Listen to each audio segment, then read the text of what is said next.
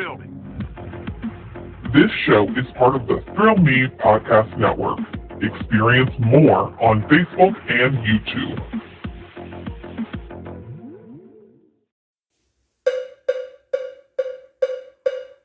It's Review It Man, reviewing what he can. Movies are his jam, so let's get twisted, man. It's Review It Rob. Hey yo, welcome into a brand new episode of the Review It Rob Show. Appreciate you joining in. This week's review is going to be A Quiet Place Day 1.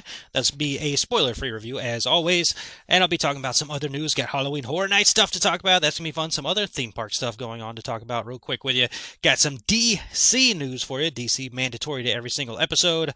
And some other fun goodies to talk about, man. So like I mentioned, the review this week will be A Quiet Place Day 1. This is the third film in the Quiet Place franchise, but as you can tell by the title, this one is taking back in time to day 1 of the events. It is rated PG-13 for violent content, bloody images, and terror. It is now currently playing in theaters with a runtime of 1 hour and 40 minutes. It is a horror, sci-fi, mystery, and thriller film, man. So, if you've been with this show for a while, anytime I have a horror, mystery, thriller, I'm always like, that's the trifecta of awesome. They've thrown sci-fi into this bad boy, so that adds in some other kind of fun elements, right? Like I mentioned, it is playing in theaters, and the synopsis for the film, very quick and easy, is experience the day the world went quiet. So, interesting going into this movie. I went back even before this because Halloween Horror Nights, as I mentioned earlier, the first IP that they announced was a house themed towards A Quiet Place 1 and 2. So I watched the first Quiet Place film right after they announced that, man. So I was kind of up to date with it, but at the same time, you don't really necessarily need to be up to date with it because we're going back in time with this one. But I was up to date with what the feel of these movies are. These movies are very much thriller films. They are, I guess there's a mystery to it to trying to figure out what's happening. Where are these creatures coming from? What's going on here? Yada, yada. But it is mostly a thriller horror film, sci-fi, of course, because it's, alien creatures and whatnot. So going into it, I was kind of up to date to it. I saw the trailer. I don't think I saw the trailer all that much, to be honest with you, going into this movie. Now that I think about it, but I did see it when it first came out. I'm like, cool, this is an interesting concept. Let's go back in time, see how all this stuff ended up happening and all that.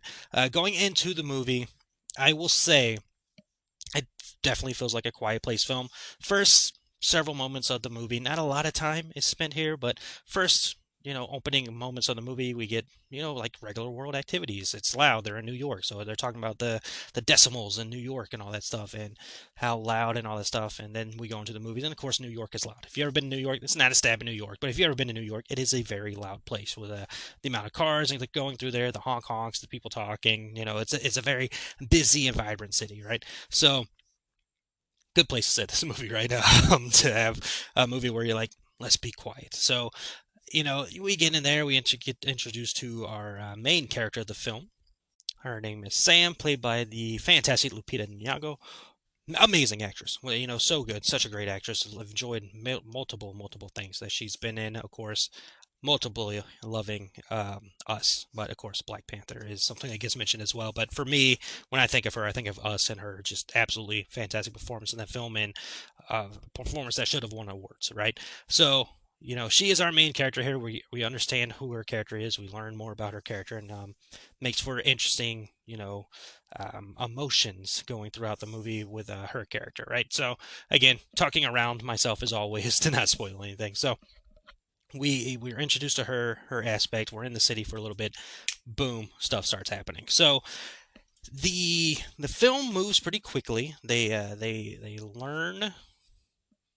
It's kind of thing, like, I guess I was hoping for more with this movie is that I wanted them to know, like, figure things out and see how they figure things out and all this stuff. And it happens pretty quickly. Like, they get to the aspect of, we can't make noise pretty quickly in this movie. But the main thing for me is, like I said, it's a Quiet Place film. Feels like a Quiet Place film. If you've watched the other ones, you've got an idea of what goes on here. It's it's quiet, right? It's basically quiet the majority of the film. Whispering is the dialogue in the movie.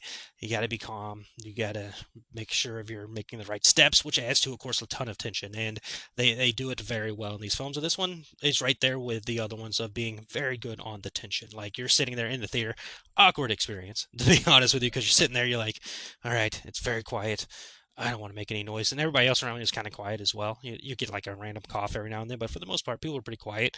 There are a couple kids in front of me, didn't make a noise, which is awesome. Good parenting. And you're sitting there and like I'd get a sip out of my drink and my drink's making a loud noise. I'm like, ah, like I would have died probably in the Quiet Place movie because I decided to have a drink. Dang it! But I even with that, I changed on how because I would like pick up the drink and like drink out of it, and then after hearing the noise that came out, and my buddy was sitting next to me and he's looked over at him, he's like, what the hell? I'm like, I know, but at the same time he had candy that he was making noise with his wrapper every now and then, so it happens, man. But I changed that's what this movie does. I don't know if anybody else had experiences like that with this movie. If you did, let me know in the comments. But are the other Quiet Place films, if you saw those in theaters, it's like it's weird. It's like that awkward feeling of like, all right, it's very quiet in the movie, and you like put yourself in that position as well. I was like, I got to be quiet. I don't want to make any noise. Hey, Tum Tum, don't you make any rattling noises? All that stuff, right? So from then on, I didn't pick my cup up. It happened twice. I'm like, why is it making that loud noise? So and of course the ice jingling around and all that. So I'm like, not picking this up anymore. I will lean over and drink out of the straw. But so yeah, they do a good job with following that trend of these Quiet Place films. Very, very a lot of tension in the movie. And later on in the film, probably maybe close to halfway, if I'm correct here, timing wise, we get introduced to the other big character in the movie, Eric, who is played by breakout star Joseph Quinn, who, of course, most people know because of Stranger Things and playing the character of Eddie Munson, but he is, of course, taking off since that character has come out. He got this role. He was in, and he will be in the Fantastic Four film as well as, was it Johnny Storm? I don't know. Y'all know me with Marvel. I'm not the best with everything when it comes to Marvel, but yeah, Johnny Storm. So the guy that says "Flame On." So he's taken off. His career's going in a good direction and all that stuff. So we meet his character as well, and we learn things about his character and emotions and all that stuff going forward. So that is the thing that I want to talk about next here is like I mentioned with the film, you get what you get with A Quiet Place. You understand what those movies are. It has its formula, and you understand going in what you're getting into. What I was not expecting with this movie, as I've talked about a little bit with Sam and Eric's the characters in the movie, is a very emotional movie. Like the emotion is heavy in this movie more so than I thought the other ones. Like there is obviously emotion there, and of course, with the Quiet Place, you have the family. It's centered around a family, right? And Emily Blunt's character is pregnant and all that stuff, and it's just there's emotion there. But this movie just seemed added to it with what Lupita's character is going through and her backstory and things that's happened with her, and then with Joseph's character and things that's happened in the past with him, and getting to try to understand his character. So I'm going through out there. It is a very emotional journey. You may have seen that there is a cat involved in this movie as well. Not gonna talk about anything with the cat's fate or anything like that. You can watch the movie to find out. But I will say, there is this connection there. There's this feeling there, and it is very emotional. So know that going in, that there's a very good chance you're gonna the waterworks are gonna happen. Maybe you may not full on cry, but you'll get a little teary eyed, maybe. Or if you're super emotional, maybe you will cry. That's up to you. And crying is perfectly fine, especially during movies. So know that going in, there is emotional stories involved here with our main characters and all that stuff. But overall, like I really enjoyed the movie. Like I had a good time. I was captivated from the beginning. I was into it. I was stuck in there and watching the movie and wanting to see how it all progresses and how it goes from here and how they get all out of this. I mean, again, we're in New York. There's a ton of people there. There's, the huge buildings. It's a kind of a claustrophobic area, if you will, in New York. I've been to New York once. Maybe I'm wrong, but it feels tight, right? And it's a little island. It's an island, right? So it feels tight. So it's an island feel, right? So I'm not the best with geology. Leave me alone. It was interesting to see how that all works out and how are the characters going to react in this new world that they are now thrown into. So you get what you got with the other Quiet Place films. You add in the emotion here. Fantastic acting, of course, as always, from Lupita. Joseph's doing very good in the movie as well. And overall, solid film as far as I'm concerned. And yes, go see it. These films, always support theaters and go see movies in theaters, but this one definitely works in theaters as well, especially for that like awkward moment of sitting in there with other people like, be quiet, like throwing yourself into the movie like, hey, let's be quiet, let's relax, let's do this, all right, we can get through it, all right, whisper talk, who brought the cat? Anyways, the cat makes sense though. The cat's not randomly in the movie. The cat makes sense. So yeah, overall, I really enjoyed it. Might be my favorite of the Quiet Place films, to be honest with you. I don't know. I gotta think about that a little bit more because that first movie is really good, and Emily Blunt is so freaking good. But a really solid movie, man. Really, really solid film. And it's doing very well in the box office, from what I understand. I don't look at the box office all that much because it doesn't sway me on if a movie's good or not, because that's just not a thing to me. But I think the film's doing very well. Quiet Place Day 1 box office. Let's take a look while we're on the show here to see how it's doing. But I feel like the news I saw on is that it had a very good opening. Alright, so here we go. This is from Deadline.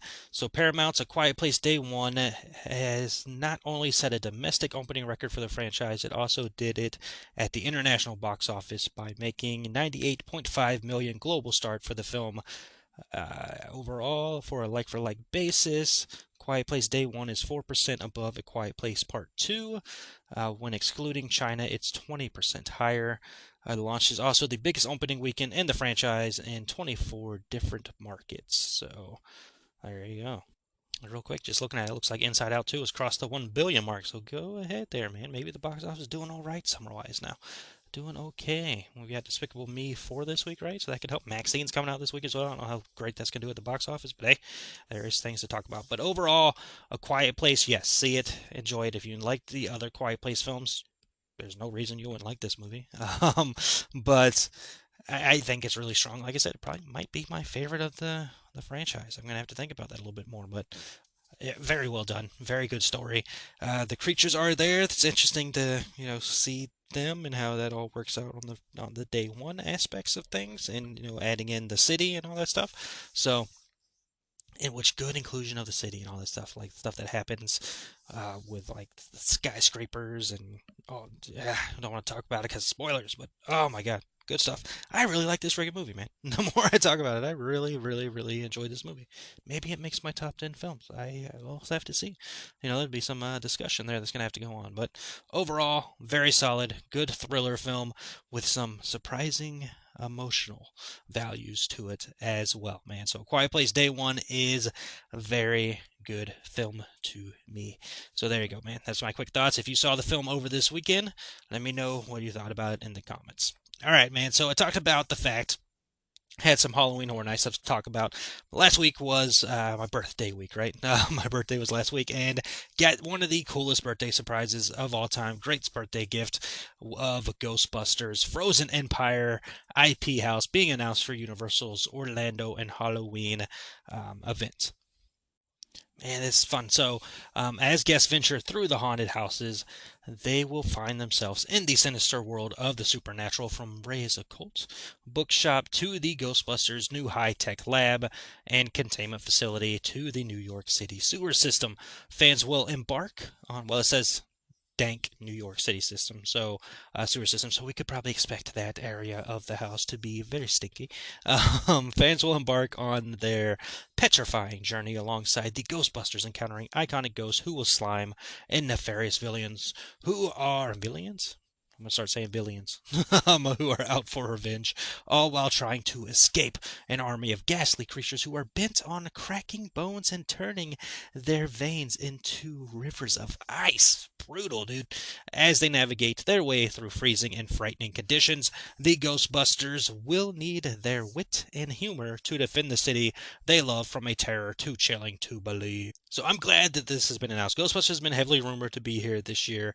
At first, we thought it was going to be like a 40-year anniversary house, and then there was like the Frozen Empire rumors and all that stuff, because that movie did come out earlier this year. Check out my review, past episode on that film. So Ghostbusters coming back this year is very exciting to me, very fun. I'll get into the merch and the announcement video here in a little bit, and my friends over there at Haunters Podcast, the Roomy Podcast Network show, have also talked about this as well. So be sure to check out their show to get their talks and thoughts. But I'm excited, man. I mean, Ghostbusters 2019, so HHN 29, was very fun. I had a great time with that house. One of the houses that's got me to jump with a freaking library ghost. But such a fun time. And the Ghostbusters in general is just a fun, spooky time. As always, I enjoy all those films. Yes, all of the films. I have enjoyment with them. And I'm excited to see this one coming in here with the fun stuff to talk about with like Ray is the Cold Bookshop. The high-tech lab, that should be fun as well. This is a new house, right? It's based on Frozen Empire. So, we're going to get characters based around Paul Rudd's character, McKenna Grace's character, the new Ghostbusters of the team, right? So can't wait to see that and see how that works out. Will they get the same person that played Finn Wolfhard's character in the Stranger Things houses in this house? Who knows? But it's going to be fun. I would want it, like I mentioned, I'm not going to want this, but, we're going to be in the dank, as they put it, sewer system, so obviously that room should smell. I would hope that it is a freezing environment in the house. I like that, especially in Florida, even in September. Still a little humid with these southern states. I know I'm in South Carolina, so I know that these states are insane, but very excited for the house. Overall, I expect it to be a good time and have, fun with the house. The announcement video was like partially good, not too good at the same time. Definitely not as good as that 2019 art film. It felt like a film, how good it was, a short film. But the 2019 announcement video for Ghostbusters is so good, and I maybe that's what's swaying this a little bit. But it is fun.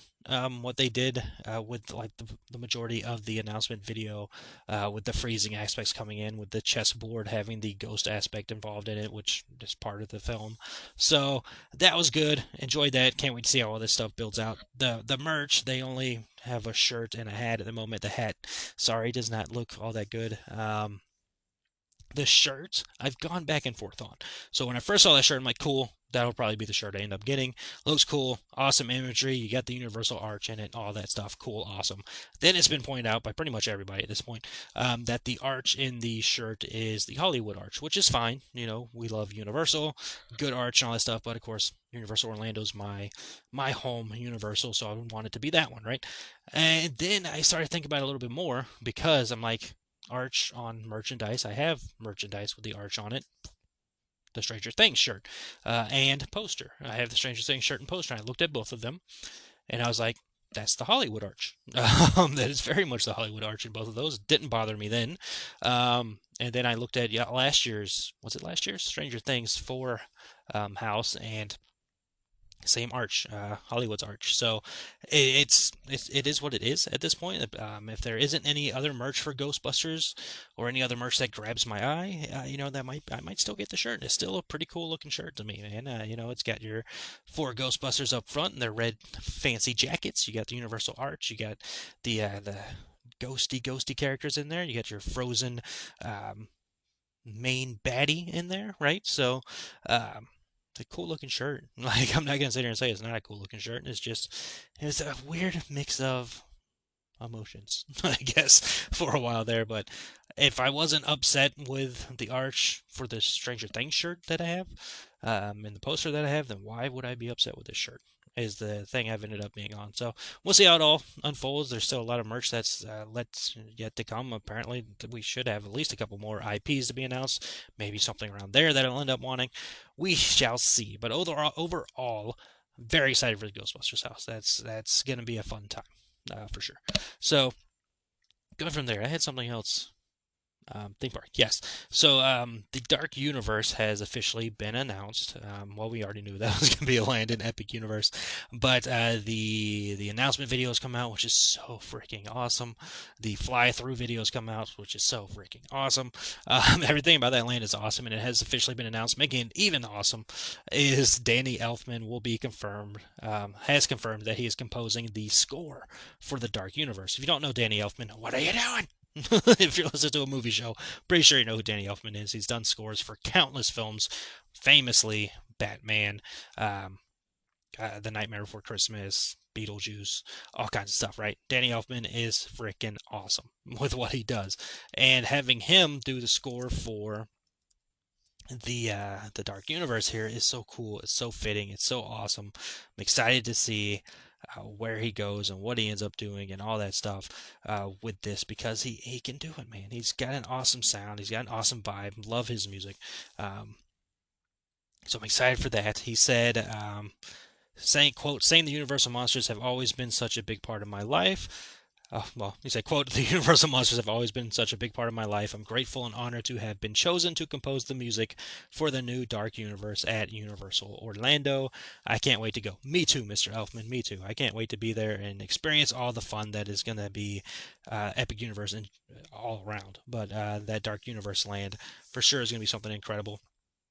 And he has kind of a history with the universe. We mentioned Beetlejuice and all that stuff before, but his score for the Wolfman has kind of become the unofficial. I don't know if it's ever been official, but like the unofficial theme song for Halloween Horror Nights. Like it's that. You know the song if you're a Halloween Horror Nights fan, and it's always the first song on my HHN playlist, which I've got to start working on now. Now that we're getting more announcements and all that stuff, I already started working on it already. I have that song. That's again the main point, number one song, and then I've added some scores from Ghostbusters Frozen Empire. Now that that's been announced, I already had a couple from Quiet Place 1 and 2 in there as well. So get to have some fun building a playlist. It's always the fun part, fun additional thing to add into the Halloween Horror Nights trip, but it's so cool, and the Danny Elfman's a part of this. Can't wait to hear that song and all that good stuff, man. And speaking of Halloween Horror Nights and songs, even though it's Hollywood, check out Slash as Universal Monsters songs as well, man. So good to see the Universal Monsters being popular. I'm looking at 2 of my Funko Pop Universal Monsters right now. Actually 4, because I got the Mummy right there as well. So very excited to see what ends up happening with all that stuff. All right, back into movie talk here, or TV, movie talk, all that stuff. DC is where we're heading now.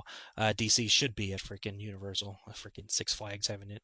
But anyways, DC Lanterns has officially been picked up for an 8-episode straight to series order for HBO. It's gonna be known as an HBO original, kind of like the Harry Potter show was going to be. They've moved it from being like a Max show to now they're calling it HBO Originals and all that stuff. So who knows what they're doing over there at Warner Brothers? All we know is that the show is happening. It's got some stuff we know about is that it's going to be a new recruit, John Stewart, and Green Lantern legend Hal Jordan are 2 intergalactic cops drawn into a dark Earth-based mystery as they investigate a murder in the American heartland. So, sounds interesting, sounds good. Green Lantern's a character people have been clamoring to see back in some kind of form of media for quite some time, since the Ryan Reynolds film didn't work out too well. But we've got this happening. There is a Green Lantern that will be in the Superman film, played by Nathan Fillion. That's a different Green Lantern than what we're seeing here in this show. So things are happening there, and so all the people have been wanting something Green Lantern. You're gonna have plenty of Green Lantern content coming to you.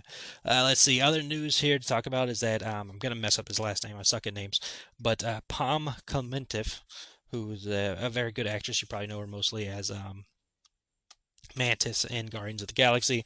She has teased that she has been talking to DC Studios co-CEO James Gunn about joining the DCU, saying, quote, I just want to keep working with James, so we're going to keep trying to find ways to do that. Yes, we've been talking about one character, but I can't talk about that right now. So, this was kind of expected with James Gunn being the co-CEO of the DCU, is that people he's worked with, obviously familiarity, you can trust them to do a certain character, them to work well.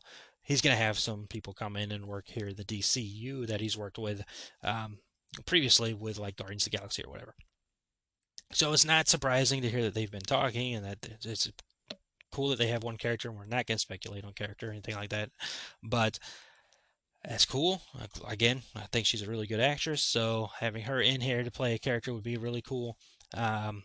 He shared some set photos and all this stuff. Chris Pratt has been on set for Superman, not in like any roles or anything like that. He's been sitting there. He was behind the scenes watching and all this stuff. So he's had guests there. Chris Pratt, I'm more than sure will be a character somewhere in the DCU. We've heard rumors of Booster Gold and all this stuff. Not getting in that, but I'm sure he'll have some kind of role. Don't know about Dave Bautista, Zoe Saldana, Bradley Cooper, anything like that, or anybody else he's worked with. But some people he's worked with have already here in the DCU and will be playing some characters going forward and all stuff. And again, that's fine. Like, I've never had a problem with like directors working with the same people or anything like that. I get it. It's comfort when you're in like the stressful thing of making this project and all this stuff. A help having somebody that already, you've worked with them before, what they can do, and getting them in there. So I am more than fine with that going forward. So we'll see what that ends up happening. I'm sure, again, if they're talking about a character already, then that seems to be pretty much a good bet that that's going to happen. So we shall wait and see what ends up going on there, but things are moving forward. Obviously, Superman will be our big film, live action film next year, 2025. Some set photos are starting to come out. I'm trying my best not to see those, obviously, but those are starting to fly around. And first DCU official thing is releasing this December with Creature Commandos animated series. So fun stuff to be all around for all of us. Let's see. And two bits of things to jump on before we jump out of this episode. We have talked to Jurassic on this show multiple times, the Jurassic Park franchise, Jurassic World, all that good stuff. And there's been a long-running rumor that Scarlett Johansson, great actress as well, she's got a movie coming out about the moon and all that stuff. Looks pretty good. But it has been rumored that she will be the star of the next Jurassic film. And, nothing has officially been confirmed. Nothing has done all that stuff, anything like that. It's just all been heavily rumors at this point until now. Scarlett Johansson herself has confirmed that she will be starring in the next Jurassic film, saying, quote, "I am an enormous Jurassic Park fan. It is one of the first movies I remember seeing in theaters. I remember it so vividly. It was life-changing and mind-blowing. I cannot express how excited I am to be part of the film." And she said, quote, "The script is so incredible," end quote, which what's his face? It's in Twisters that people are really loving right now. Glenn Powell. Glenn Powell has said that he read the script because I guess he was offered a role in the movie as well. He said he's read the script. He has also repeated that the script is very good and that it did not need him in it, is what he said. So, apparently we knew that there was going to be another Jurassic film. Like, we all knew that franchise would never stop. It's like Halloween. That franchise is never going to end. Yeah, the last movie's called Halloween Ends. For now. Like, there's going to be another. If you use a magnifying glass, it's probably written on there somewhere. It's like, oh, for now. That, Halloween franchise is never ending. So, we knew Jurassic was never going to officially stop. Getting something this quickly, surprising.